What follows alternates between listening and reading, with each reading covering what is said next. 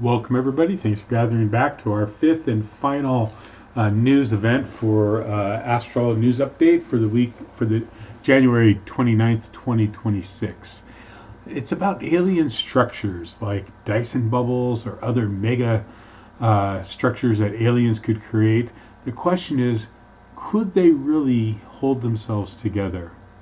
I don't know if you've ever been out under one of these crispy fall or winter nights or spring nights or warm summer nights and looked up and wondered whether there's an advanced civilization out there that just might have built something very colossal, so huge, like a structure surrounding an entire star, harvesting its energy as a result.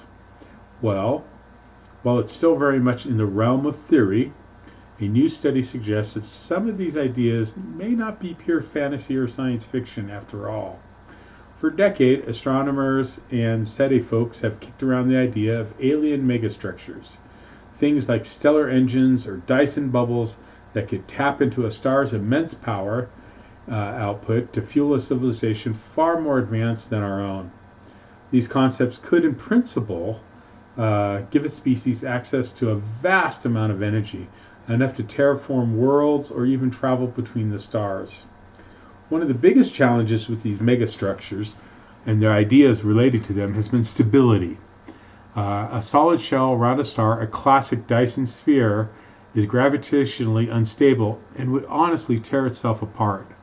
But the latest theoretical work from researchers at the University of Glasgow in Scotland uses refined models to show that certain designs could, in principle, stay intact without needing endless corrections.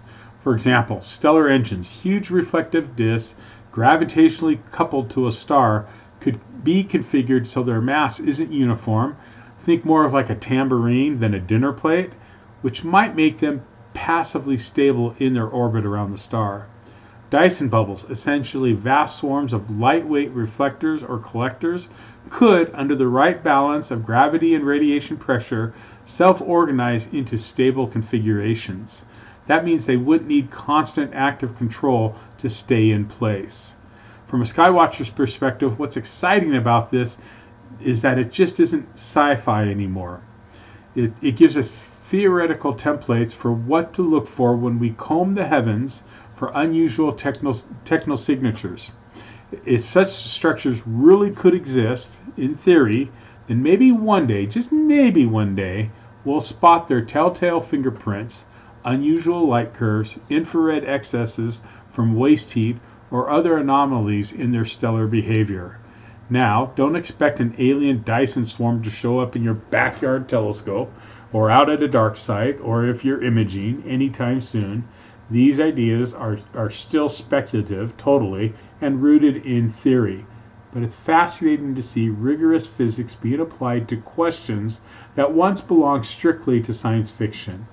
As our observational tools keep improving, who knows what we might eventually detect up there among the stars. That, to me, is why we look up. That is why astronomy is such a fascinating hobby and study of science. And it's, to me, extremely exciting. Have clear skies, take the time to look up when it's clear, be amazed at what's up there, realize that you matter, and we'll catch you next time. Thanks for listening.